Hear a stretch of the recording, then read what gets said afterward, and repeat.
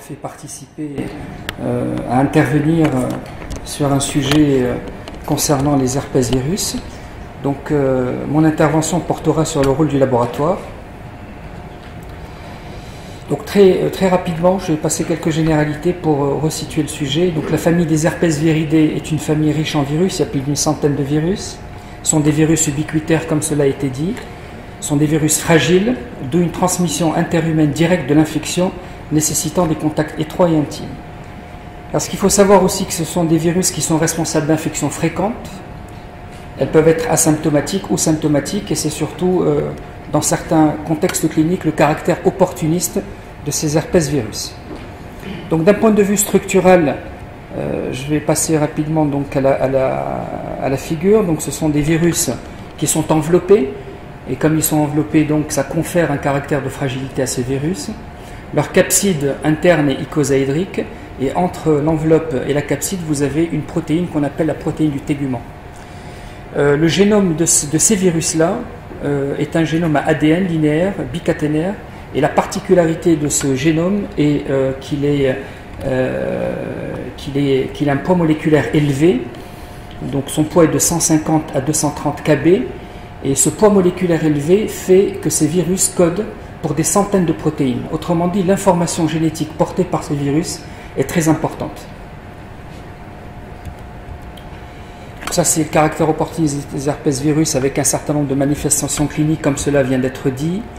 Au niveau de l'épidémiologie, il faut savoir que la séroprévalence de ces virus varie en fonction du niveau socio-économique. Ça, ce sont quelques chiffres que j'ai pu récupérer. Il faut savoir, par exemple, pour l'infection ACMV par exemple, plus le niveau socio-économique est bas, plus l'infection est acquise tôt dans l'enfance, et donc vous avez des taux de séroprévalence élevés. Ça, ce sont des chiffres de séroprévalence dans les pays développés.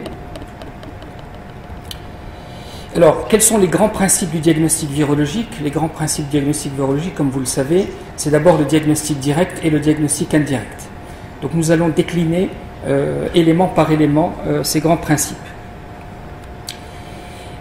Si vous voulez, dans le diagnostic direct, vous avez la microscopie électronique, mais elle est rarement utilisée au laboratoire, c'est beaucoup plus réservé à la recherche. L'isolement viral en culture de cellules, ça peut se faire, mais par des laboratoires de référence, elle est de plus en plus abandonnée. La détection d'antigènes viraux, elle se fait pour d'autres virus, quand même un peu moins pour les herpès virus, même si l'immunofluorescence peut rester une bonne approche. Mais on préfère, dans certains contextes cliniques, recourir beaucoup plus à la PCR, qui sont des techniques sensibles et spécifiques.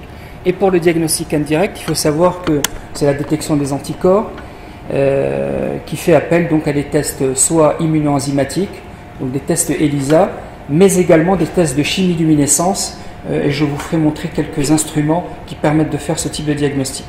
Alors ce que je voulais vous dire, parce qu'on va parler un peu de PCR au cours de mon exposé, c'est-à-dire que la PCR au cours de ces dernières années a beaucoup évolué, tant au niveau des techniques d'extraction des acides nucléiques qui sont désormais automatisées, que dans la détection et la quantification de cet ADN. Il faut savoir que cette quantification d'ADN peut se faire sur n'importe quelle matrice biologique. Alors les techniques de PCR en temps réel sont intéressantes parce que elles permettent donc de quantifier cet ADN, et au cours de la réaction, on n'a pas à ouvrir les tubes réactionnels, donc il y a moins de contamination par rapport à la PCR classique. Et quand on fait de la quantification, sachez que quand on quantifie une cible dans un prélèvement biologique, on le quantifie par rapport à une gamme étalon externe. C'est ce qu'on appelle les standards de quantification, qui sont fournis dans des trousses validées et marquées CE.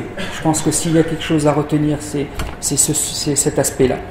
Donc là, c'est un exemple de courbe typique pour la PCR en temps réel, et le biologiste est confronté au quotidien à ce genre de demande, et dans la validation technique et biologique, nous assistons en temps réel à l'augmentation de la courbe de fluorescence qui traduit la présence de l'ADN cible dans l'échantillon.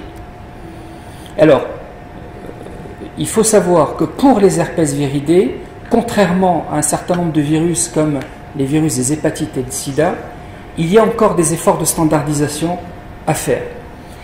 Alors, pour les équipes qui veulent s'intéresser à la PCR quantitative, il faut disposer de trousses diagnostiques calibrées et validées, qui donnent des résultats reproductibles, ainsi qu'à des étalons internationaux titrés et qui facilitent les comparaisons entre les laboratoires qui utilisent des techniques de quantification différentes. Autrement dit, vous avez un laboratoire X qui va utiliser une trousse déterminée, un autre qui va utiliser une PCR quantitative selon une autre trousse. Donc la règle est de suivre le même patient avec la même technique dans le même laboratoire, et pour pallier à ces insuffisances, l'OMS a mis à la disposition des biologistes ce qu'on appelle des étalons internationaux qui sont titrés et qui permettent, si vous voulez, de standardiser et d'uniformiser les réponses. Donc ça, c'est un exemple d'automate de sérologie. Puisque nous sommes dans le domaine de la biologie, il est utile d'en parler. Les automates qui permettent de faire la chimiluminescence ou l'ELISA. Et vous avez également sur le marché maintenant qui arrive, vous avez des instruments qui permettent de faire de la chimiluminescence en format unitaire.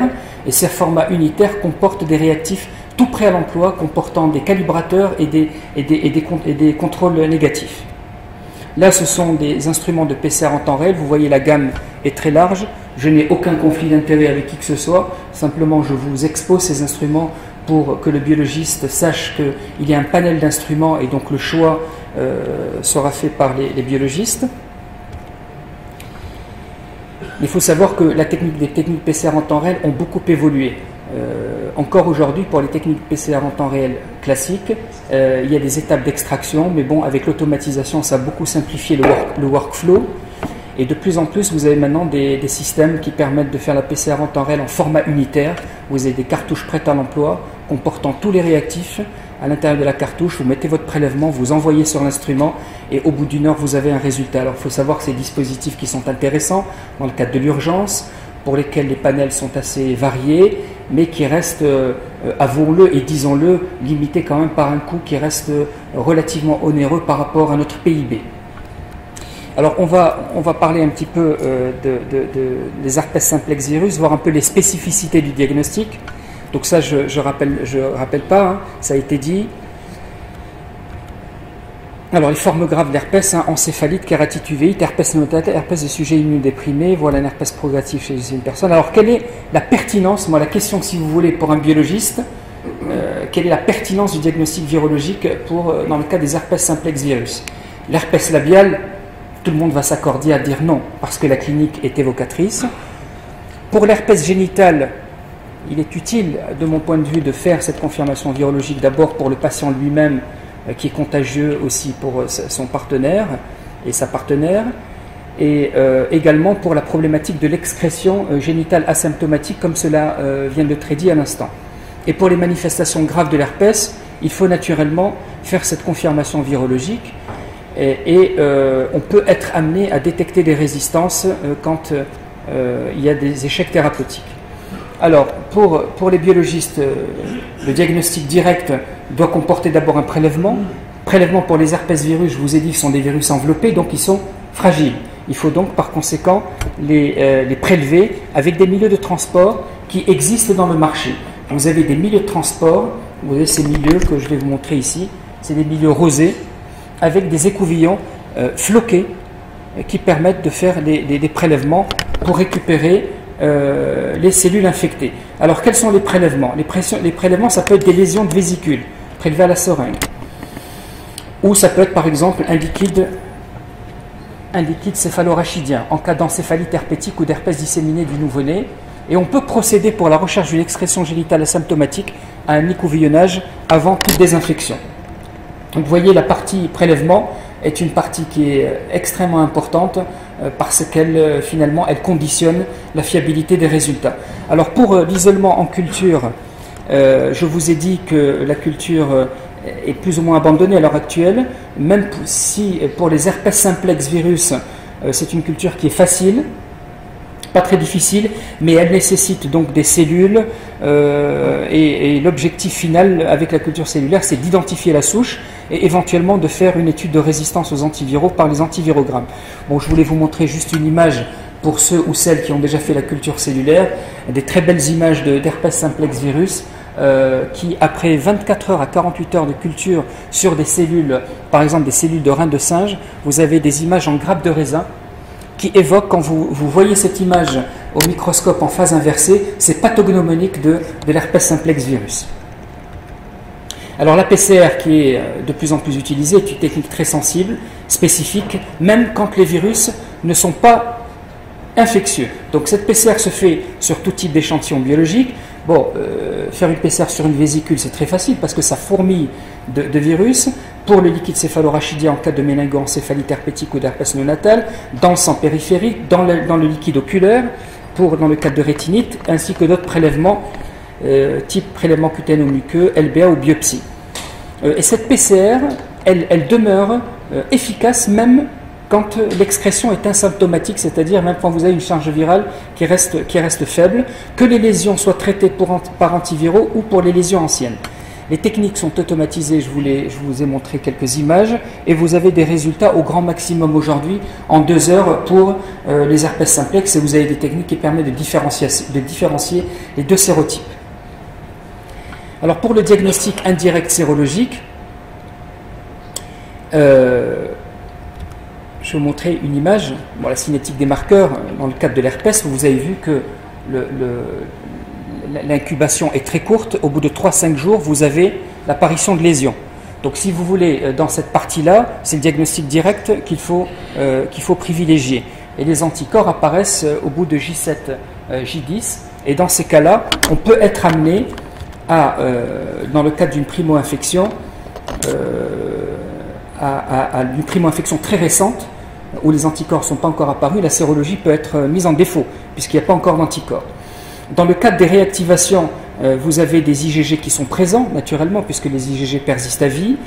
Il faut savoir que les IgM peuvent être présentes lors des épisodes de réactivation, et que ces IgM elles-mêmes ne sont pas synonymes de primo-infection. Donc, autrement dit, pour mettre en évidence une primo-infection herpétique, on doit absolument mettre en évidence une séroconversion qui est la signature sérologique d'une primo-infection. Qu'est-ce qu'une séroconversion?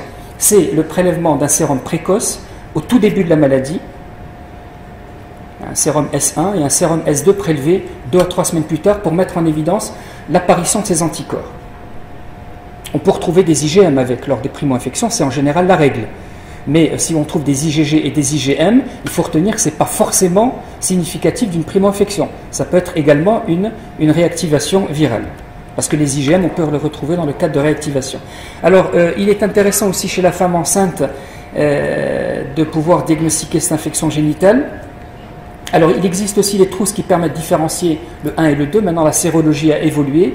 On peut faire la recherche d'IgM, d'IgG anti-HSV1 ou d'IgG anti-HSV2. Et donc, ce qui est intéressant chez la femme enceinte, c'est de pouvoir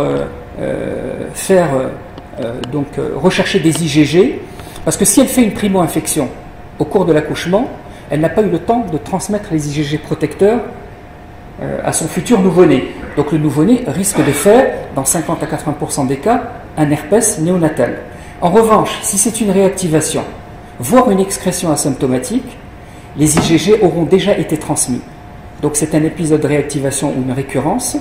Donc ces IgG auront déjà été transmis. Donc par conséquent, le nouveau-né est protégé. Et donc le risque d'herpès néonatal est inférieur à 1%. Donc ça reste une situation dans laquelle la sérologie herpétique peut être contributive et permet de distinguer entre une primo-infection non protectrice et une réactivation pour lesquelles le risque d'herpès néonatal est très faible. Virus de la varicelle et du zona, bon, l'essentiel a été dit d'un point de vue clinique, je vais pas revenir là-dessus, ça ce sont quelques images. Alors l'isolement en culture est peu utile, puisque la culture elle est lente.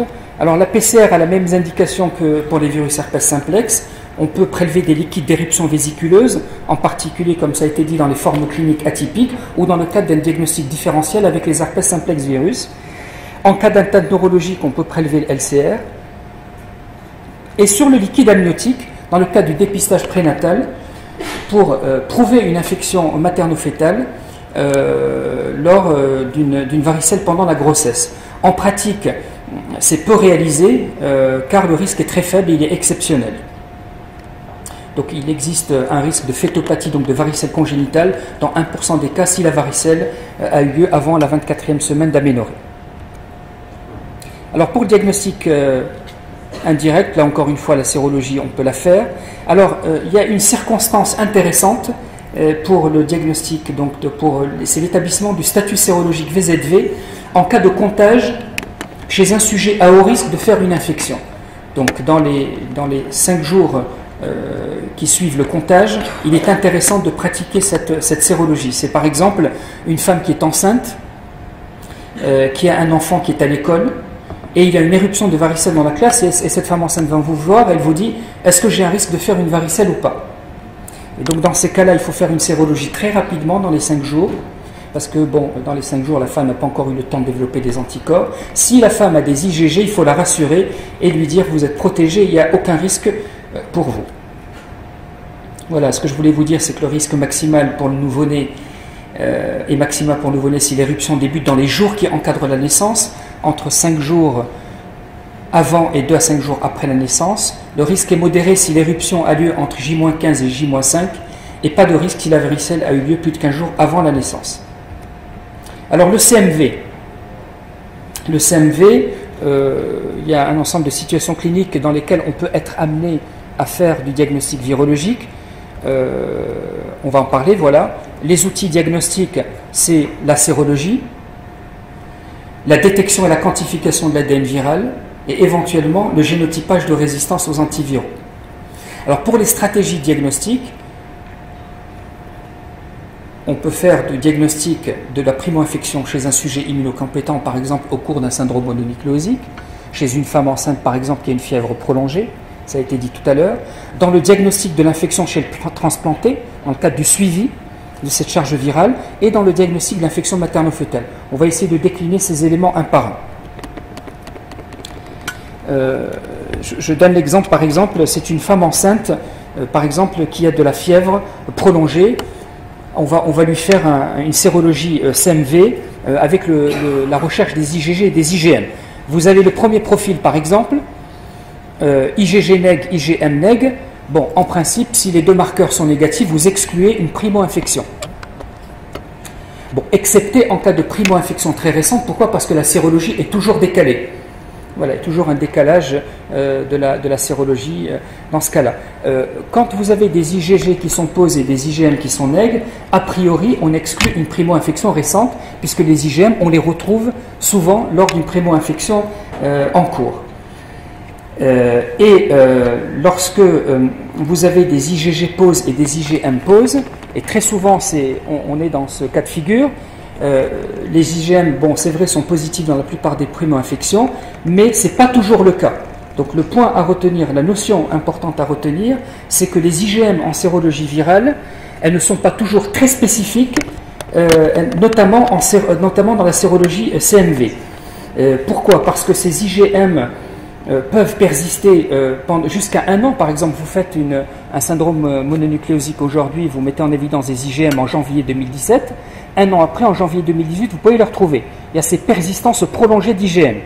Il y a également la possibilité de ces réactivations dans lesquelles on peut retrouver des IgM. Également lors de réactions sérologiques croisées. Bon, c'est une famille d'herpès viridés qui partage un certain nombre d'éléments en commun et d'éléments virologiques en commun. Donc on peut retrouver des réactions sérologiques croisées où on va retrouver des IgG, des IgM par exemple anti-EBV, mais qui sont présents mais qui accrochent également dans les techniques de recherche d'IgM CMV. Et dans le cadre d'une stimulation polyclonale du système immunitaire, par exemple quelqu'un qui fait une grippe ou un parainfluenza, peut avoir une stimulation polyclonale, et vous pouvez avoir des résultats positifs en IgM. Donc je pense que nous, biologistes, devons avoir un regard très critique sur les résultats d'IgM. Et dans tous les cas, il y a un élément qui est fondamental et qu'on dit toujours à nos internes et résidents, toujours confronter les résultats avec les données cliniques. Déplacez-vous dans les services pour discuter avec nos collègues cliniciens pour mieux interpréter de façon globale les résultats. Alors, si le laboratoire a les moyens de faire un index d'avidité, c'est là où on peut effectivement aller dans le sens d'une primo-infection de moins de 3 mois ou exclure cette primo-infection. Il faut savoir que pour le CMV, il existe des trousses qui permettent de dater la primo-infection, et ce test d'avidité est basé sur l'évaluation de l'affinité des IgG pour les antigènes. Autrement dit, les anticorps qui sont synthétisés par l'organisme, au fur et à mesure du temps, vont maturer. Et cette maturation va leur conférer une plus grande affinité aux antigènes. Donc, lors d'une primo-infection, quand les IgG sont synthétisés, ils ont une faible affinité pour les antigènes. Donc, en gros, quand l'avidité elle est faible, la primo-infection, elle date de moins de 3 mois. Et quand l'avidité est élevée, on exclut une primo-infection dans les 3 derniers mois. Alors, pour le diagnostic direct de l'infection à CMV, sachez qu'il existe des méthodes virologiques traditionnelles, comme la culture cellulaire. Ça se fait beaucoup dans les centres de référence, mais de moins en moins. Pendant longtemps, avant l'avènement des techniques de biologie moléculaire, on avait recours à l'antigénémie PP65. Cette PP65, qui est une protéine du tégument, c'est la phosphoprotéine 65, et que l'on retrouve dans ce tégument qui sépare la capside de l'enveloppe et qui est caractéristique du CMV. Et donc, on recherchait cette antigénémie par technique d'immunofluorescence, mais elle a une tendance maintenant à être abandonnée puisque la lecture est subjective, la quantification elle est peu précise, parce qu'il faut quantifier le nombre de noyaux fluorescents par rapport à un certain nombre de leucocytes. Donc il faut déjà travailler sur la fraction leucocytaire. Elle est longue à réaliser, elle n'est pas automatisable. C'est pourquoi les techniques de PCR en temps réel demeurent à l'heure actuelle la référence. Donc pour les méthodes moléculaires pour le CMV, je vous ai dit qu'on peut utiliser des matrices biologiques très variées, le sang, l'urine, la salive, le liquide amniotique, les biopsies et le LCR. Bon, dans les stratégies diagnostiques, vous avez le diagnostic de la primo-infection à CMV chez le sujet immunocompétent.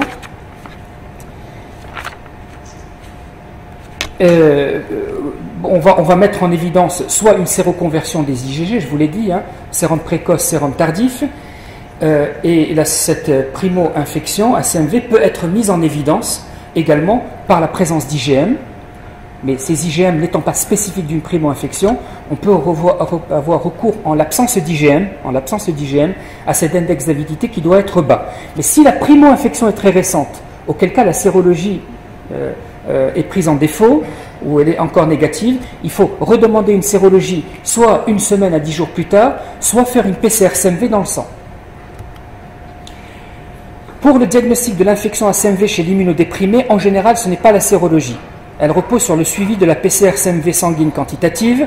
Vous avez quelques circonstances diagnostiques dans lesquelles on a recours à cette PCR. C'est le suivi virologique systématique des transplantés, naturellement, sachant que, évidemment, la sérologie garde une place dans le cadre du bilan pré-greffe pour évaluer le statut des receveurs et des donneurs. Les patients VIH avec un taux de CD4 inférieur à 100 par millimètre cube, et également le diagnostic des atteintes viscérales. Et aussi le suivi des patients traités. Donc voilà en gros à quoi sert cette PCR quantitative. Je voulais partager avec vous une diapositive assez intéressante pour vous dire que dans la stratégie du diagnostic et du traitement de l'infection HCMV chez le transplanté, puisque le transplanté, comme vous le savez, peut faire des maladies graves, des pneumopathies, des rétinites, des colites, qu'on peut soigner, mais qu'on préfère éviter. Alors il y a plusieurs possibilités. Soit on a recours à un traitement, il y a des équipes qui font le traitement préventif par des antiviraux pendant toute la période post-transplantation, et on traite les sujets les plus à risque, comme par exemple ce qui a été dit tout à l'heure chez les transplantés qui sont receveurs négatifs et donneurs positifs, qui sont les plus à risque. Soit on fait le traitement préventif pour éviter d'arriver au stade 1 qui est l'infection HCMV asymptomatique, puis vous avez le stade 2 qui est l'infection HCMV symptomatique, et le stade 3 qui est caractérisé par les localisations tissulaires. Alors, si vous voulez, la PCR quantitative sanguine est positive dans un certain nombre d'infections HCMV asymptomatiques d'un point de vue clinique, mais dans ce stade 1, cette PCR est suivie toutes les semaines après transplantation. Pourquoi ? Parce qu'elle permet de faire ce qu'on appelle un traitement préemptif ou anticipé. Ce traitement préemptif ou anticipé, ça veut dire que lorsque la PCR atteint un certain niveau, un certain seuil, qui est défini par les équipes de transplanteurs en collaboration avec les laboratoires, et donc là c'est toute l'expérience des laboratoires et des équipes de transplantation, quand la PCR dépasse un certain niveau, il y a un risque de passage du stade 1 au stade 2, c'est-à-dire l'infection HCMV symptomatique, puis le stade 3. Donc c'est un peu l'intérêt de faire cette PCR quantitative, en particulier dans le cadre du suivi de la charge virale lors de ce traitement anticipé ou préemptif. Vous avez pour le CMV également le diagnostic de l'infection fœtale à CMV. Dans ces cas-là, soit on va détecter des anomalies à l'échographie, soit lors d'une primo-infection maternelle, et on va faire une amniosynthèse, donc un prélèvement de liquide amniotique, et on détectera le virus par PCR dans ce liquide amniotique. Alors le liquide amniotique est l'échantillon de choix. Vous savez d'abord que lors d'une infection maternelle, il y a une virémie, il y a d'abord une infection du placenta, puis une infection du fœtus, et ce virus va se répliquer dans le rein. Le virus est éliminé dans l'urine fœtale, mais il faut attendre au moins 16 semaines de grossesse avant que ce virus, grâce à la maturité du système urinaire du fœtus, puisse être éliminé, si vous voulez, être retrouvé dans le liquide amniotique. C'est pourquoi le prélèvement de choix pour le dépistage prénatal la ponction de liquide amniotique doit être réalisée après 21 semaines d'aménorrhée et à un intervalle d'au moins 6 à 7 semaines entre la séroconversion maternelle et la ponction de liquide amniotique. Le diagnostic d'infection congénitale de CMV à la naissance, c'est la recherche du virus dans les échantillons d'urine ou de salive prélevés tôt dans la vie, ça veut dire dans les 15 premiers jours de vie, pour ne pas confondre avec l'infection postnatale qui est banale. Bon, l'Epstein-Barr, l'importance médicale, c'est relié au cancer et les syndromes lymphoprolifératifs, en particulier les lymphomes. Ce qu'il faut savoir, donc, il y a 3 cadres. Donc, chez l'immunocompétent, c'est la MNI chez l'adulte jeune, l'immunodéprimé, le VIH ou le transplanté, et le cofacteur, le BV en tant que cofacteur dans l'apparition des cancers. Donc, le diagnostic direct, j'ai encore quelques minutes, et je vais terminer avec ces 2 planches qui restent.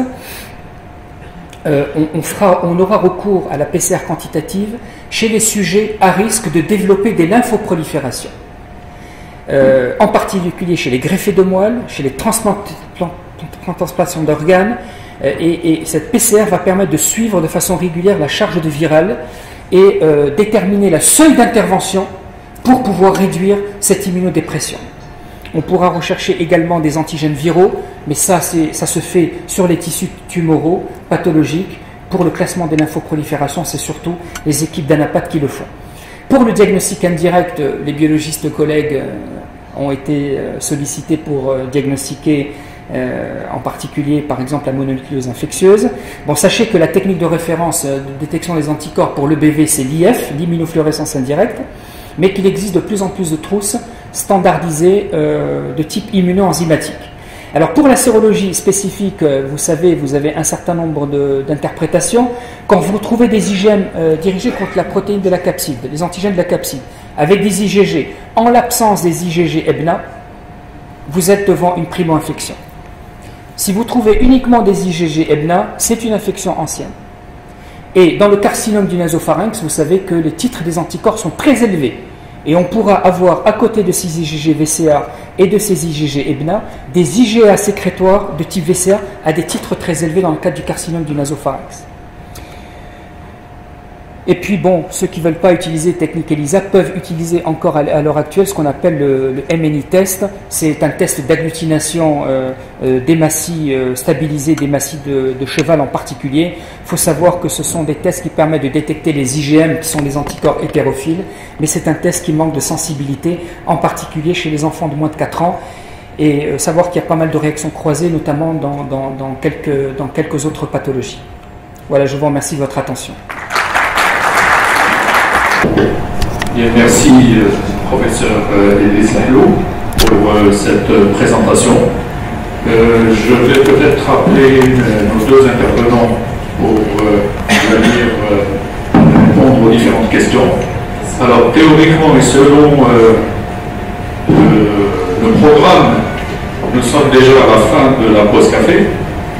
Alors, nous avons démarré avec une demi-heure de retard, donc on se permettra de continuer. Donc, quelques questions pour les aspects cliniques, les aspects biologiques des infections à herpès virus. La parole est à l'assistance. Oui, alors il y a une première question. Alors, je ne sais pas s'il y a des micro-baladeurs. Oui, voilà. Merci, professeur Chakli. Une question pour vous par rapport à votre expérience en matière de Castellane chez VIH. Est-ce que vous en avez beaucoup? Comment vous les avez traités? Je pose la question parce que j'ai un patient qui m'a été confié, c'est un immunocompétent, HIV négatif, qui a fait une polyadénopathie très dominante, diagnostiqué Castellane sur l'histologie, qui a fait une chimie. Et c'est très bien amélioré actuellement, pas très bien, c'est un peu mieux, les améliorés presque font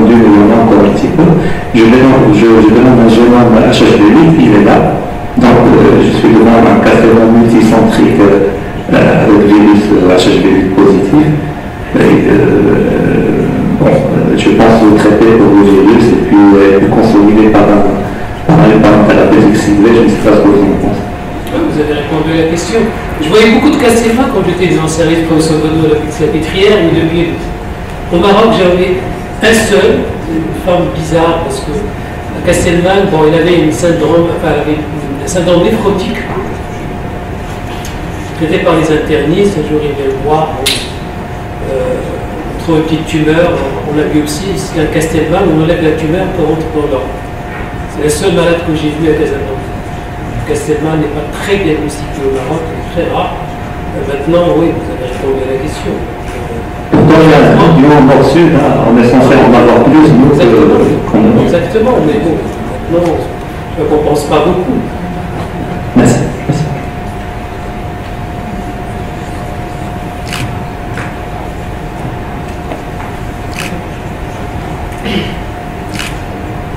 Bonjour, c'est une question de la biologie. Dites, pour les zones grises de détection de sérologie, parce qu'à quel moment vous décidez de basculer en génétique, de dire voilà, je n'arrive pas à dire si c'est positif ou c'est négatif, je bascule en génétique. Ça c'est une question. Deuxième question, vous savez, au bébé c'est beaucoup plus agressif chez les populations d'Afrique subsaharienne, des Noirs. Et qu'en est-il ici au Maroc par rapport, parce que c'est plus agressif et ça déclenche infection au bébé, les populations noires ont plus de probabilité de développer l'enfant de Burkina que les caucasiens lors d'infection au bébé. Donc est-ce que vous avez des études ici au Maroc à ce propos? Je vais déjà vous répondre par rapport à ce problème de zone grise.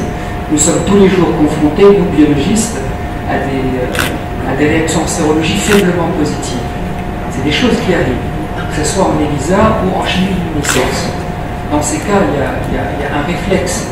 Il y a un réflexe peut-être de reprélever le patient.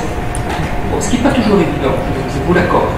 Parce que sinon ça peut mettre le patient dans un état d'angoisse. Surtout quand il s'agit du VIH. Vous avez des réactions faiblement positives pour le VIH et finalement qui s'avèrent des faux positifs. Parce que ça peut être une femme enceinte, par exemple. Vous savez qu'il y a une stimulation polyclinique chez la femme enceinte, de par de sa physiologie, vous avez des petites réactions comme ça qui flashent, mais qui sont d'un point de vue clinique insignifiantes. Donc dans ce cas, il faut prélever le patient, refaire la même technique, et si vous avez la chance d'avoir, ça reste un avis personnel, dans un laboratoire, je parle de virologie, pas de biologie de ville, en général, nous avons deux techniques au laboratoire pour comparer les techniques. Par exemple, une technique d'un laboratoire X et une technique d'un autre laboratoire, et on compare pour voir effectivement, et très souvent on arrive à statuer. Vous avez une technique qui vous donne un résultat faiblement positif et une autre technique qui est négative. Donc en général, il n'y a pas de problème à ce niveau-là. On arrive à statuer. Nous, dans les laboratoires hospitaliers, on arrive à le faire. Alors les zones grises, évidemment, s'il s'agit par exemple, est-ce que vous parlez des herpès virus ou de façon globale? Parce que si on parle du VIH, c'est un autre sujet. Si c'est la zone grise, à ce moment-là, il faut faire des tests de confirmation derrière, comme le blot, etc., pour confirmer si une infection ou pas, voire même faire de la PCR pour voir si vraiment il y a de l'ARN qui réplique. Dans le cadre des herpès virus, il faut savoir que ces zones grises sont aussi dues à ces réactions croisées. Par exemple, vous recherchez des IgG anti-CMV et le patient est en train de faire une MNI à EBV. Donc ça va un peu flasher sur la réaction du CMV. Pour la deuxième question, je préfère laisser parler peut-être le professeur Chakib pour le BV, peut-être. Non, mais moi j'ai aucune expérience dans la forme du perpète. Professeur Beniter, toi tu vas plus peut-être. Je peux parler de l'EBV avec le cavon.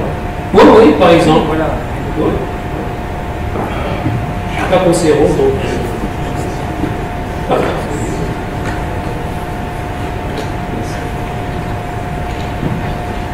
La forme de perpète, c'est les hématos qui prennent en charge les lymphos. Il y a un hémato parmi nous. Voilà, il y a un hémato parmi nous. C'est impeccable. Tu réponds déjà pour le cavum, puis après l'hémato. pour le Caron, donc il y a la sérologie dans le bébé du Caron. La différence avec la sérologie qu'on peut observer aussi chez toute personne, parce que toute personne est infectée par le bébé, et donc on a tous des anticorps anti-EBV. La différence, c'est le taux et surtout la qualité des anticorps. Chez le Caron, nous avons surtout des anticorps, en particulier des IgM, des IgG, ou des IgA en fait, des IgA, des IgM, qui sont dirigés contre la capside virale et contre l'antigène EA, l'RNA antigène. C'est surtout ce genre d'anticorps qui sont élevés dans le Caron. Alors que chez les sujets normaux qui ont donc des infections très anciennes, on trouve beaucoup plus les IgG qui sont dirigés contre le VNA ou parfois contre le VCA. Donc la différence, c'est surtout le type des anticorps qui sont élevés. Je ne sais pas si j'ai bien répondu. On parle pour la question, c'est bon.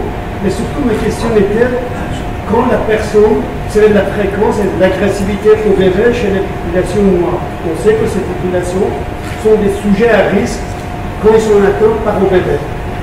Et qu'en est-il au Maroc actuellement? Vous savez, quel est le niveau disons, d'études pour les populations noires, étant donné que quand même c'est donné à côté des pays de l'Afrique subsaharienne, et dans les laboratoires,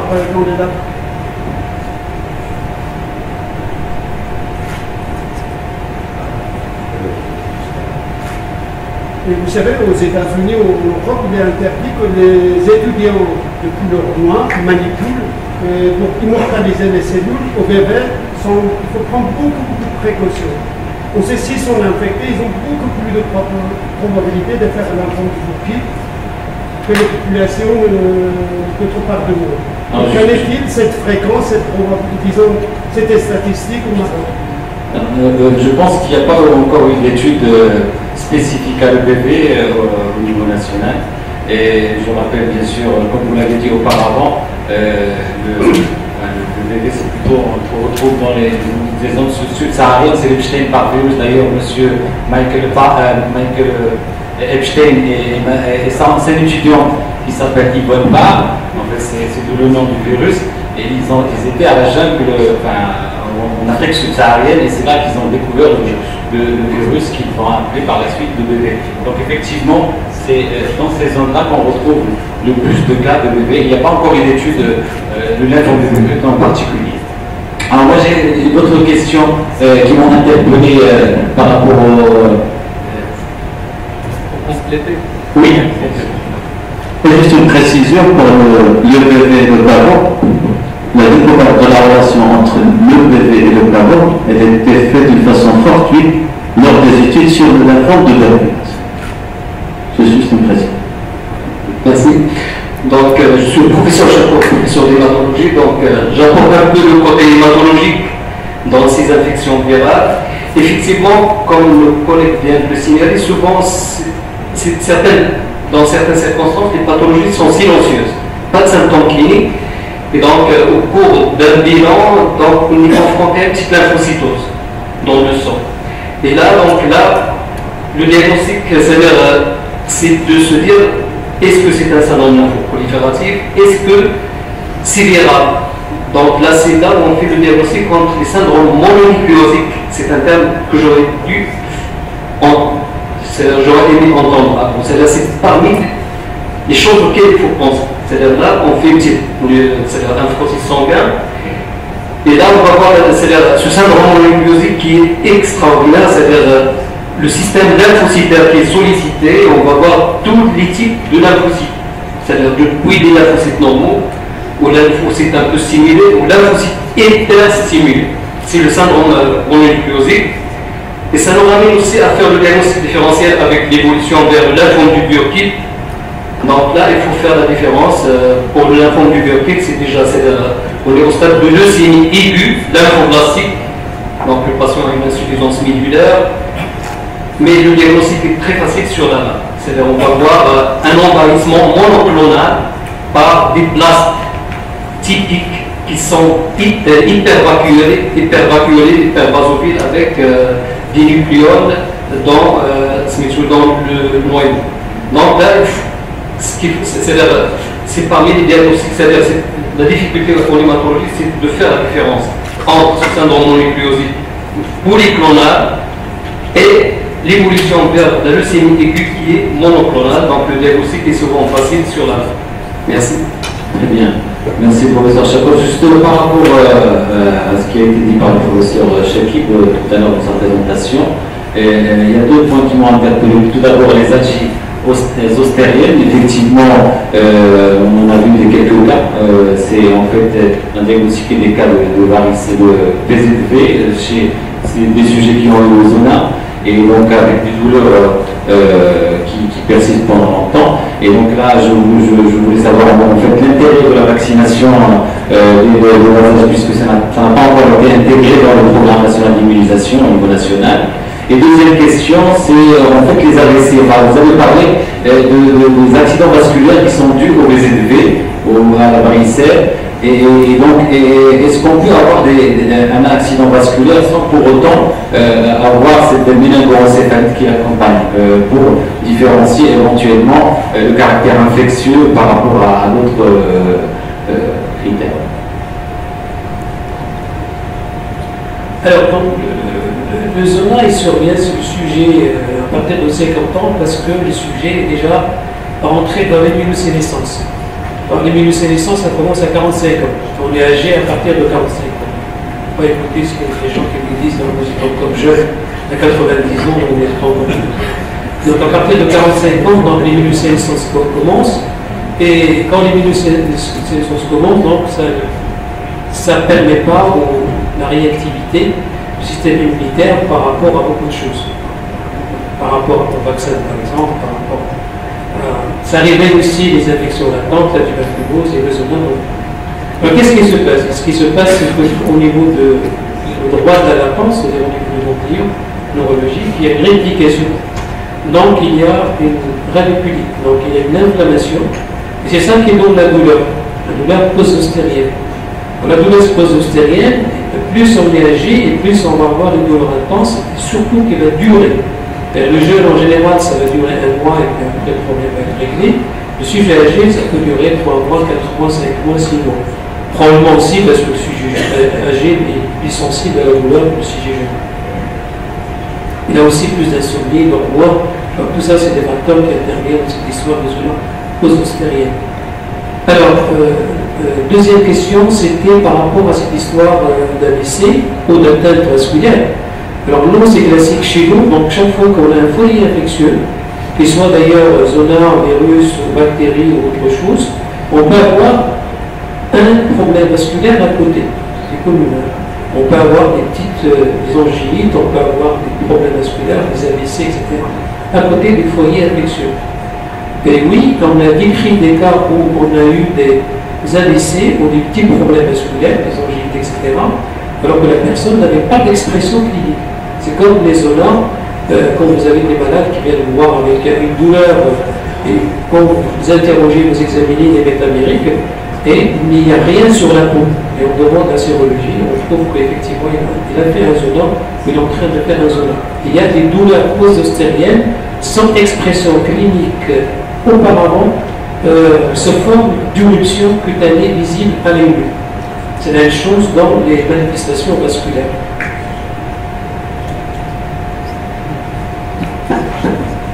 Bien, alors une dernière question peut-être pour clôturer. Alors, les encéphalites post-infectieuses sont des cas d'urgence. Quand faut-il penser à l'encéphalite auto-immune? Alors, l'encéphalite à herpès simplex virus, c'est une encéphalite infectieuse. Il n'est pas post-infectieuse, il est infectieuse. C'est-à-dire que, comme vous venez de dire, le signaler, c'est très important. Dans les encéphalites dans le domaine de l'infectiologie, on a les encéphalites qui sont créées par le virus lui-même, les encéphalites qui sont créées parce qu'il y a une réaction d'encéphale à l'infection. Et puis il y a des phénomènes pourtant humains qui sont secondaires à l'infection. Je crois que vous faites allusion à ça. Oui, c'est un concept qui est très important. Concept, c'est une maladie qui est très importante, mais qui est rarement diagnostiquée.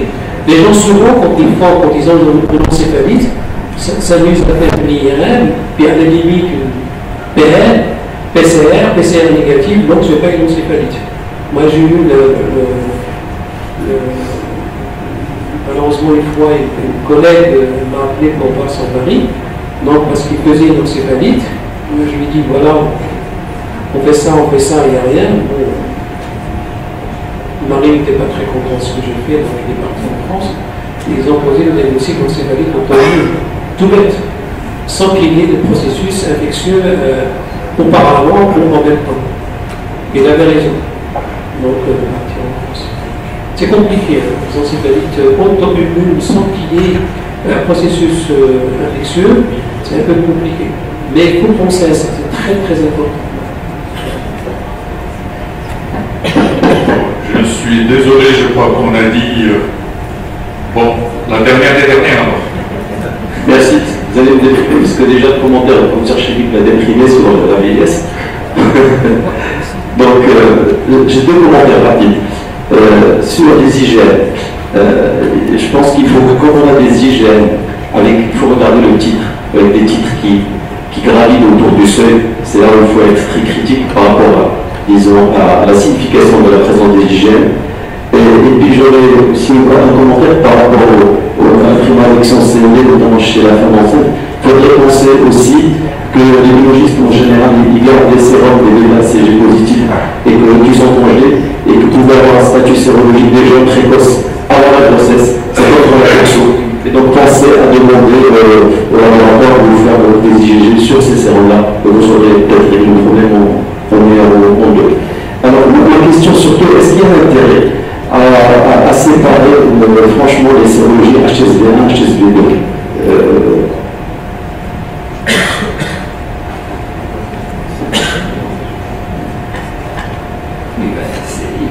Je pense que s'il y a eu des développements en trousse pour la détection de ces deux sérotypes, la seule circonstance où c'est utile, j'ai fait un peu de la littérature, on a vu, on ne le demande pas beaucoup dans les laboratoires, c'est chez une femme enceinte qui fait un herpès génital. Vous savez que l'herpès génital est essentiellement de type 2, dans 2 tiers des cas c'est le type 2, donc il est intéressant de distinguer les deux dans cette situation-là. Je suis tout à fait d'accord avec vous. Ça ne sert à rien dans un herpès génital de distinguer. Un herpès génital, il faut traiter pour analyse. Dans l'encéphalite, la même chose. Il faut commencer le traitement avant même d'avoir la sérologie, surtout la PCR, dans l'SR. Alors, chez une femme enceinte, très important de distinguer. Il ne faut pas déprimer parce que le meilleur moyen pour garder un système immunitaire correct, c'est d'éviter la dépression, de faire du sport. Le sport, il renforce l'immunité.